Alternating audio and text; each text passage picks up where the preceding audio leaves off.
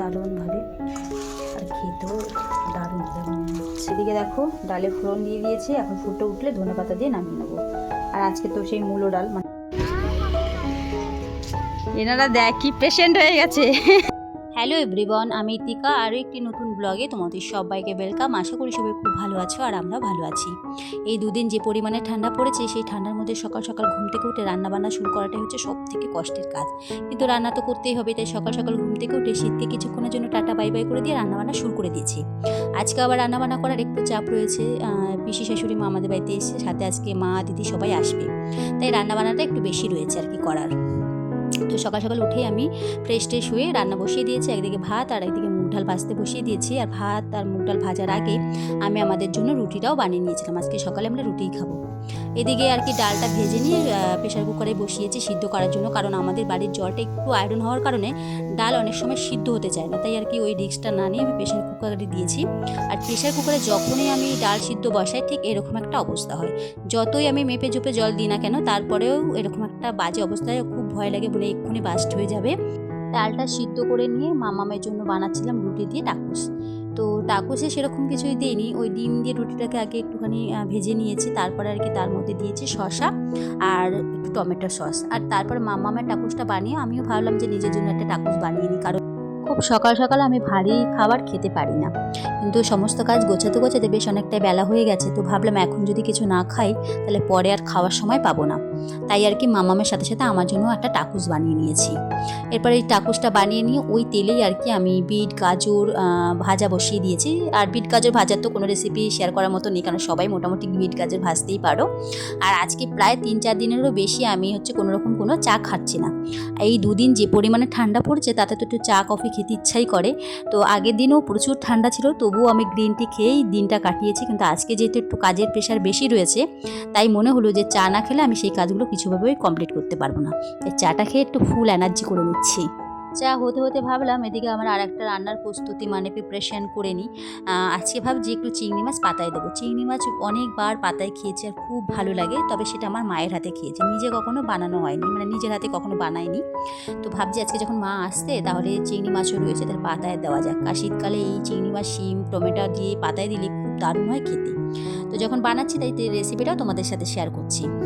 তো চিংড়ি মাছ নিয়ে নিয়েছি, আর এর সাথে হচ্ছে একদম ছোট্ট ছোট মানে সরু সরু করে শিমটাকে কুচি করে নিয়েছে, সাথে টমেটো নর্মালি যেরকম কাটাই আর কি সেইভাবে কেটে দিয়ে দিলাম পরিমাণ মতো হলুদ লঙ্কার গুঁড়ো আর আর এদিকে যে কলা পাতাটারে আর কি পাতায় দেবো চিংড়ি মাছটা, সেই পাতার উপরে আমি কিছুটা নুন আর একটু হলুদ আর সামান্য একটু সর্ষের তেল দিয়ে পুরো পাতার গায়ে ভালোভাবে লাগিয়ে নিচ্ছি। এতে করে খুব তাড়াতাড়ি আর কি চিংড়ি মাছের গায়ে পোড়া ব্যাপারটা বা পাতায় লেগে যাওয়ার ব্যাপারটা হবে না।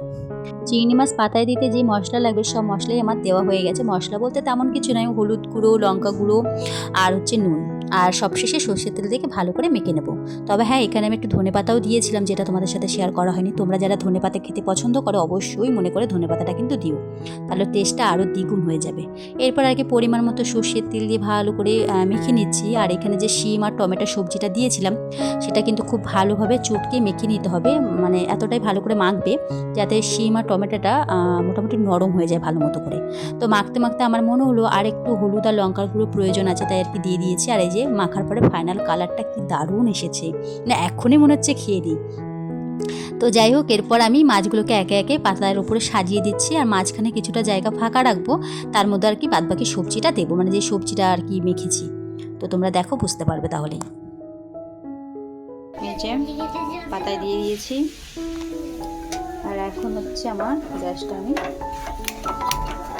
জ্বালিয়ে নিলাম, আর কিছুক্ষণের জন্য মানে 1-2 মিনিট মতো এটাকে আমি ঢেকে রাখবো, ঠিক আছে। আর গ্যাসের ফ্লেমটা এই সময় 2 মিনিট মানে জোরেই রাখবো আর কি, বেশ তাহলেই হবে। আর এদিকে দেখো ডালে ফোড়ন দিয়ে দিয়েছি, এখন ফুটে উঠলে ধনেপাতা দিয়ে নামিয়ে নেবো।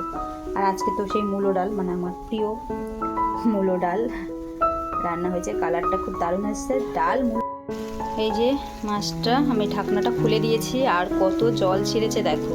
এক্সট্রা করে জল খুব একটা দেওয়ার প্রয়োজন নেই, মানে নামমাত্র একটু জল দিলেই হবে, কারণ টমেটো আর শিম দিয়ে অনেক জল বেরোয়, দেখতেই পাচ্ছ সেটা তোমরা। আমি কিন্তু কোনো জল সেভাবে দিইনি বলতে কি দিইনি, একেবারে দিইনি। আচ্ছা, ইয়াম্মি ইয়াম্মি। এইটা এখন কিছু মানে হয়ে গেলে এক সাইড, তারপরে আবার উল্টে দিতে হবে আরেক সাইড হওয়ার জন্য। পাতায় চিংড়ি আমার রেডি হয়ে গেছে। আর মেয়েকে খাওয়াতে খাওয়াতে এদিকে চিংড়ি মাছে হালকা একটু পোড়া দাগ লেগে গেছে, মানে লেট হয়ে গেছিলো তুলতে আর কি। তো যাই হোক, স্মেলটা খুব দারুণ এসছে আর খেতেও খুব ভালো হয়েছে, প্রত্যেকে খুব ভালো খেয়েছে। তোমাদেরকে এটা বলবো যে একবার হলেও কিন্তু আমার এই চিংড়ি মাছের রেসিপিটা তোমরা অবশ্যই ট্রাই করো, আশা করি ভালো লাগবে। ফাইনালি অতিথিরা বাড়িতে এসে পৌঁছালো। আর আমার মাকে কোনো কারণবশত যদি গাড়িতে করে নিয়ে আসা হয়, মা এত বেশি অসুস্থ হয়ে পড়ে গাড়িতে যে মনে হয় এরপর কখনো মাকে এইভাবে গাড়িতে নিয়ে আসবো না। তবে আজকে শুধু মা না, মায়ের সাথে সাথে আমার দাদার ছেলে, আমাদের বড় পুচকো সবাই অসুস্থ হয়ে পড়েছে। আর এই যে আমার সেই পাকা বুড়ি, যার সাথে 1 মাস পরে দেখা, কী ভালো যে লাগছিল এতদিন পরে ওকে দেখে। যাই হোক, অনেক কিছু নিয়ে এসছে বাড়ি থেকে, তোমাদের নেক্সট ব্লগে দেখাবো। আজকের ব্লগে তাহলে এই পর্যন্ত, টাটা।